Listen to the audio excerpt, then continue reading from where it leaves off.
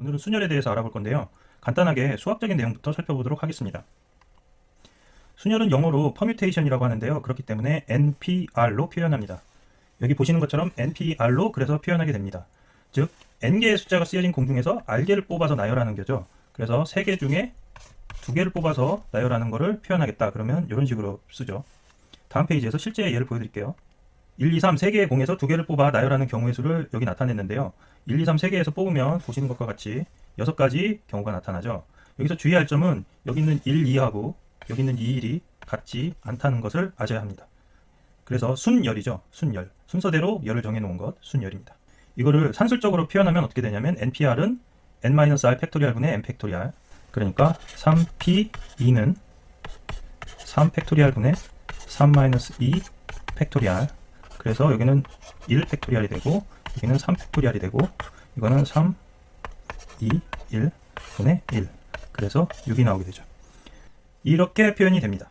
그러면 이제 이 순열을 실제로 구현하는 방법을 알아봐야 되는데요. 이 순열이 머릿속으로는 생각하기는 쉬운데 실제 구현은 상당히 어렵습니다. 이거는 뎁스 퍼스트 서치 트리하고 체크리스트를 사용하는데요. 요거 두 가지 반드시 외워놓으셔야 합니다. 그러니까 순열을 구하는 방법은 여러 가지가 있는데 이 두 개를 사용하는 게 가장 쉬워요. 그래서 제가 보여드릴 거는 파이썬 코드를 보여드릴 건데요. 이거를 코드를 어느 정도 머릿속에 외우고 계셔야 돼요.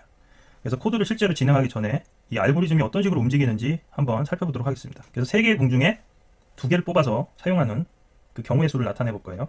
그래서 0번째 뎁스에서는 아무것도 안 하고 3개니까 1, 2, 3 이렇게 있겠죠. 그래서 1번을 일단 처음에 뽑습니다. 그래서 1번을 뽑아서 이렇게 첫 번째 뎁스로 내려가면 여기에다가 1번 공을 사용했다라고 체크리스트, 여기 말씀드렸죠. 체크리스트에다가 나는 사용했음 이렇게 적어줘야 됩니다. 그러니까 이 0, 1은 이게 false고 이게 true란 소리예요. 1번을 사용했고 이거를 사용한 이유는 이 첫 번째 뎁스를 지나서 두 번째 뎁스를 내려갈 때 이게 또 1 이런 식으로 내려가면 안 되잖아요. 이미 공을 뽑아 썼으니까.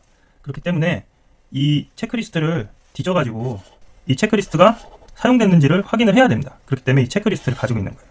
그래서 1번으로 내려가면 안 되니까 체크리스트를 보고 확인을 한 다음에 이제 2번으로 내려가게 되겠죠. 그래서 뎁스2에 내려오면 끝났으니까 1, 여기 사용한 1하고 여기 사용한 2를 적어주죠. 그래서 1, 2 이렇게 나왔고 다시 뒤로 백합니다. 그 다음에 뎁스 퍼스트니까 여기 내려가야겠죠. 그 다음에 3을 쓰고 여기 1, 3 이렇게 적어줍니다. 그 다음에 여기 이제 더 이상 뎁스가 없으니까 다 사용했으니까 이렇게 백트래버스를 해서 여기 올라가서 여기 내려오는데 요 과정에서 요 2를 쓴 거를 다시 반환을 해줘야 돼요. 그렇기 때문에 이 2를 지워줍니다. 다시 여기를 0으로 표현하고 그러니까 이게 다시 false가 됐겠죠. false. 그 다음에 다시 여기 내려옵니다. 그래서 여기서 2를 사용하고 여기가 이제 true가 되는 거죠. 그 다음에 같은 이런 식으로 또 같이 여기 갔다가 여기 가서 2, 1, 2, 3 이런 식으로 이렇게 표현이 되게 되겠죠. 그러니까 여기서 2로 안 가는 이유는 여기에 이제 true로 표현되어 있기 때문이에요. 그러니까 이렇게 같은 식으로 트래버스를 하면 총 6가지 결과가 나옵니다. 그러니까 머릿속으로는 이 과정을 생각할 수가 있어요.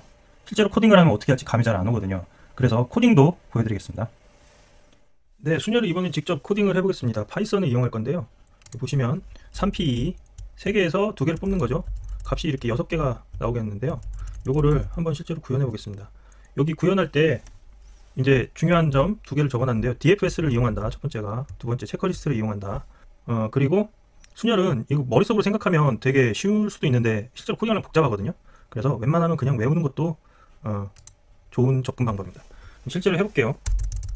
메인 함수를 이용해서 구현을 했는데 npr이니까 일단 n부터 정의해줘야 돼요. n은 우리 1, 2, 3, 3개 그리고 r은 2개 이렇게 적어줬죠.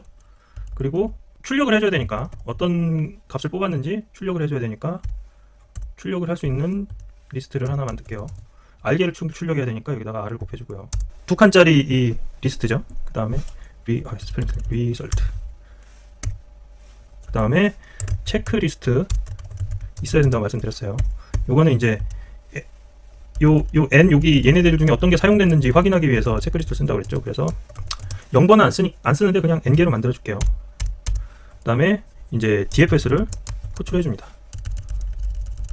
그러면 dfs를 요 위쪽에다가 구현해 주고요. dfs는 반드시 종료 조건이 있어야 돼요. 그러니까 어떤 문제에서 dfs를 사용한다 라는 거는 종료 조건이 명확히 보이는데 싹 경우의 수를 뒤져야 하는 그런 문제인 경우에 DFS를 주로 사용해요. 어떤 경우의 수를 싹 다 뒤져야 되는데 종료 조건이 애매한 경우가 있어요. 그런 경우는 BFS를 씁니다. 그래서 DFS를 보통 구현하면 이렇게 메인에다가 기본적인 사전 작업을 해주고 여기서 DFS를 이런 식으로 호출을 해요. 그리고 위쪽에 DFS 함수를 적는데 함수를 적는 데 있어서 가장 중요한 건 종료 조건을 명시해주고 그 다음에 계속 그 재개 함수를 돌리면서 자기 자신을 출력해주는 게 이제 보통 DFS를 구현하는 방식입니다. 참고사항을 말씀드리면 BFS는 이렇게 호출을 별도로 함수식으로 하지 않고요. 그냥 포문 써가지고 계속 돌리는 식으로 작성을 해요. 근데 지금은 DFS니까 이렇게 여기다가 종료 조건을 걸고 재개를 돌리게 됩니다. 그러면 종료 조건이 뭔가 보면 여기 보시면 3개 중에 2개를 뽑는 거에서 2개를 뽑으면 종료가 되죠. 그러니까 무조건 2개를 뽑으면 종료가 되는 거예요. 그래서 다시 여기 와서 보면 이 DFS의 레벨이 1, 2, 2에 내려가면 종료가 되고 1, 2, 2에 내려가면 종료가 돼요. 그러니까 DFS 레벨이 그 뽑는 개수의 그 값과 같으면 종료가 되는 거죠. 그래서 돌아와서 다시 보면 종료 조건은 만약에 L 값이 종료 조건 그 뽑는 개수의 값하고 같으면 이러면 종료되는 거죠. 그렇지 않으면 밑에 적어주고 종료가 되면 어떻게 하냐면 요 우리 저 리절트에 있는 값을 출력해 주겠습니다. 그리고 여기 그렇지 않은 경우는 어떻게 해야 되냐? 종료가 안 됐으니까 처음부터 계속 돌려야죠. 그러니까 요 n에서 하나씩 뽑아서 돌리는 거예요. 1, 2, 3 이런 식으로 하나씩 뽑아서 돌리는 거예요. n의 개수까지만 돌면 되겠죠? 그러니까 여기 len n이라고 그러면은 여기 3이 잡히는데 3은 이 i는 0부터 돌리기 때문에 0, 1, 2, 3 이렇게 잡히는 게 아니라 요 레인지 바로 하나 전까지 잡히죠. 그 4에서 0, 1, 2 이렇게까지만 뽑아서 써요. 그러면 만약에 이제 이 포문을 도는데 이 뎁스를 하나 들어가기 위해서 필요한 조건이 뭐냐면 체크리스트에 i번째 항이 0인 경우, 그러니까 체크리스트가 0, 1, 0, 0 이런 식으로 표현이 되는데 이게 0, 1이 이제 false, true, false, false 이런 식으로 true, false를 나타내는 거죠. 그러니까 얘가 0이라는 거는 이 값을 가져다 쓰지 않았다는 뜻이에요. 체크하기 위한 그 항목이 들어가 있어야 되는데 그게 여기에 이런 식으로 나타나는 겁니다. 그래서 일단 체크리스트에 여기 이제 값이 0이어야 되고 이런 경우에는 어떻게 하냐 하면은 일단 하나 뽑아서 리절트에 넣어줘야죠. 리절트에 그 뎁스 값이 n의 i 값을 집어넣어줬죠. 그러니까 n에서 하나 뽑은 거를 리절트에다 하나 넣어주는 거예요. 그 다음에 그 갖다 썼으니까 체크리스트를 갖다 썼다고 표시를 해줘야 되겠죠. 체크리스트에 i번째 값을 나는 갖다 썼다 이렇게 해주고 그 다음에 DFS로 들어가면 됩니다. 첫 번째 여기 와서 1이 하나 들어가고 뎁스 1에 들어가서 이제 리절트 값에 L의 값이 2가 들어가고 해서 여기가 이제 출력이 되겠죠. 여기서 이렇게 출력이 되겠죠. 예, 다시 보시면 이렇게 돼서 끝이에요. 그런데 이전에 뭐라고 말했냐면 여기 돌아올 때 여기서 이렇게 백트래버스를 하면 요거 체크 값을 다시 지워줘야 된다고 그랬잖아요. 그러니까 이렇게 갔다가 이렇게 백트래버스를 할 때 여기 1 값을 0으로 다시 지워줘야 된다고 그랬잖아요. 이렇게 0으로 이 부분을 구현을 해줘야 되는데요. 이 부분은 코딩에서 보면 요게 이제 제기잖아요. 제기를 돌 때 이 제기 전처리가 제기를 타고 들어갈 때에 필요한 값들이고 이렇게 제기를 호출을 하고 제기를 백트래버스 할 때 필요한 로직은 요 아래쪽에 적어줍니다. 그러니까 여기다가 체크리스트가 i를 다시 0으로 바꿔줘라. 그럼 뭐 이 부분이 좀 이해가 안 가실 수도 있는데 그냥 외우는 게 다를 수 있어요. 그러니까 체크를 하고 트래버스를 한 다음에 백트래버스를 할 때는 지워줘라 이렇게 여기에 적는 거다. 그러니까 요 그 재개하는 거를 호출하는 거 앞쪽에 위쪽에는 전처리를 적어주고 아래쪽에는 후처리를 적어주는 이런 식으로 코딩을 한다라고 외워두시는 게 오히려 뭐 어떻게 보면 더 편할 수도 있습니다. 그러면 실제로 한번 런을 해볼까요? 여기 에러 났죠? 이런 단순한 에러. 이게 n이 아니라 n의 길이죠.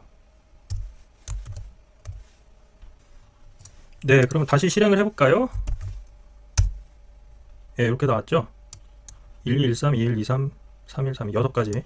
그러면 요거를 바꾸고 한번 해볼까요? 4개 중에 3개 뽑는다 라고 하면 어떻게 되는지 해볼까요? 네, 이렇게 나왔죠? 꽤 많은데, 예, 이렇게 나왔습니다.